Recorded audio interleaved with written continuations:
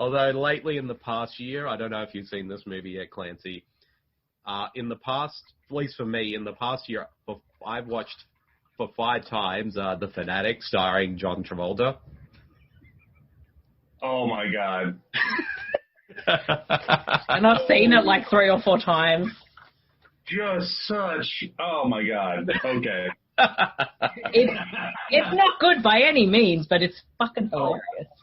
No, well, that's it. Like, it's like Con Air hilarious. Like, you can't take it seriously. No. Oh, no.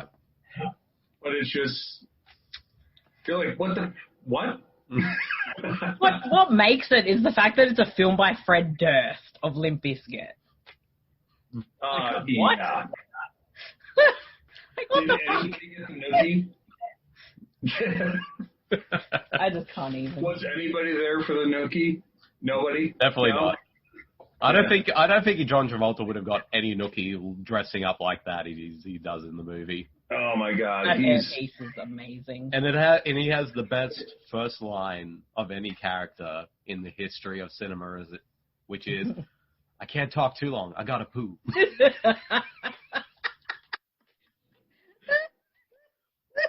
We're actually doing this episode as a video as well, and if you can see the video right now, you see Clancy almost did a spit take.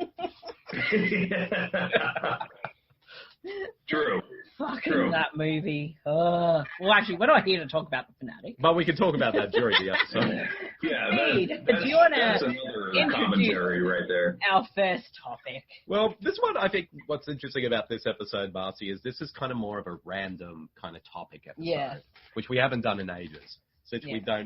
it's not like a King Zone episode where we talk about Stephen King or Tubi Tuesday episode where we watch the wonderful films that are on Tubi at the moment. I.e., go check out our Sniper Special Ops episode. Yes.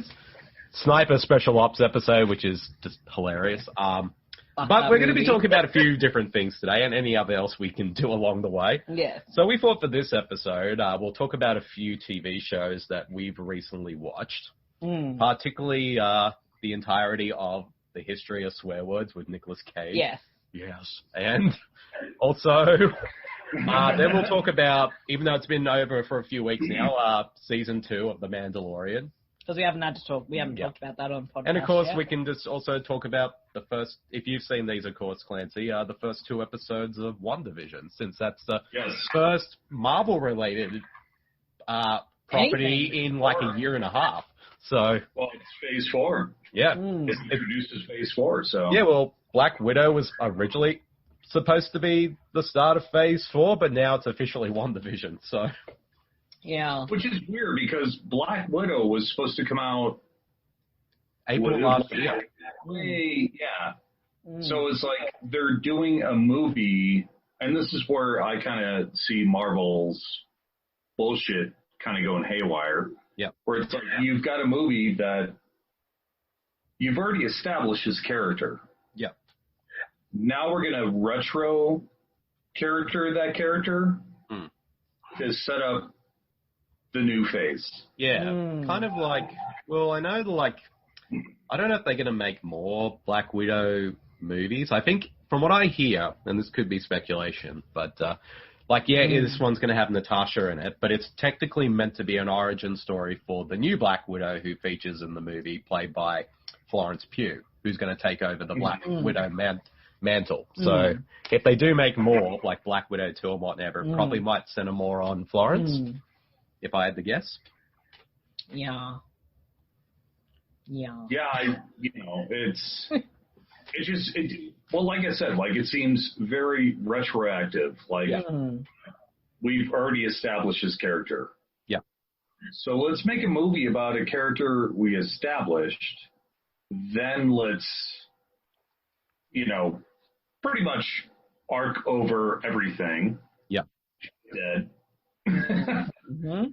So it's like, let's start a whole new phase. Yeah. This character. Yeah. So it should be interesting. Yeah, but I mean, we can start because we're talking about Marvel. Obviously, we can just talk about WandaVision. Yeah. To start with, there's been as of recording, there's the first 2 episodes. Sorry, all my hair is falling out. So we've had 2 I'm episodes. so stressed. Yeah.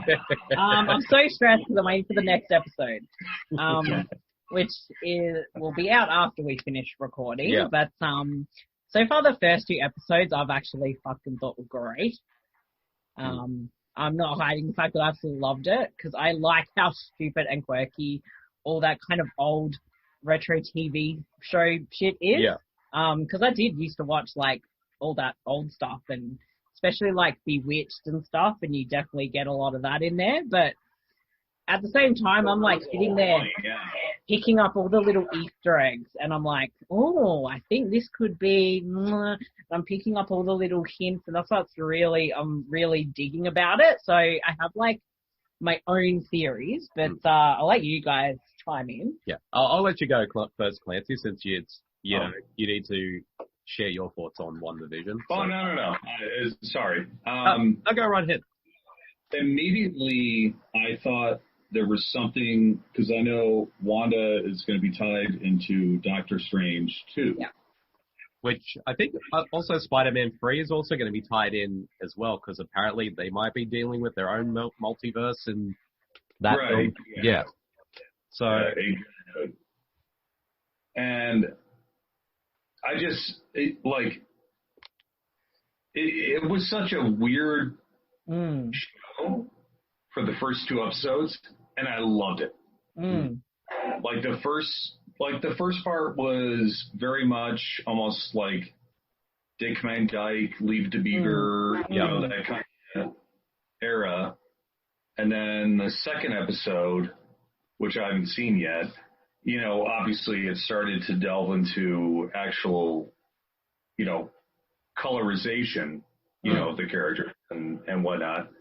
So I like how the show is developing. I also like the Easter eggs because all the MCU has been movies. Yeah. So of course they're looking for the, you know, end credit sequence. You're like, oh, you know, what's going to happen, this and that. And for the first time ever, I feel this show, which again, like I said, is setting up the phase 4.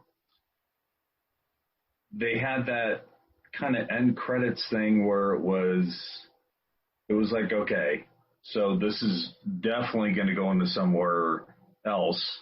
And also Easter eggs. Where you got, you know, Hydra literally in a watch face. Yeah, the Hydra watch. I'm like, I want that. Yeah. And the Strucker name. Yeah. So it's like, okay, so you got all those. That's going to open up so much. And it kind of makes you, yeah. Yeah, I'm sorry, go ahead. I was going to say, it kind of makes you wonder where it's going because, like, that's the way you were talking about with the Strucker watch, which had the Hydra symbol and was in the second episode. But in the first episode, when they had their ad, it was the toaster. Yeah, Stark Industries. And it kind of looked like Iron Man. Yeah.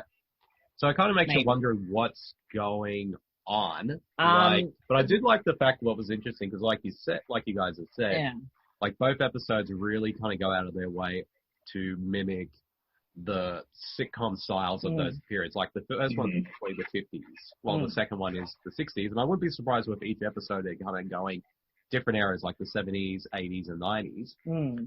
But I think it's interesting because I read about this. Apparently, the first episode was in fact shot with a live studio audience to kind of give that feel.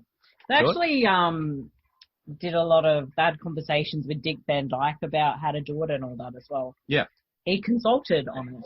And it's the perfect kind of thing to do it as a TV series because so far you got these kind of standalone-ish episodes that, of course, will have the hints of where the arc of the series is going to be. So it makes you question where it's going to go.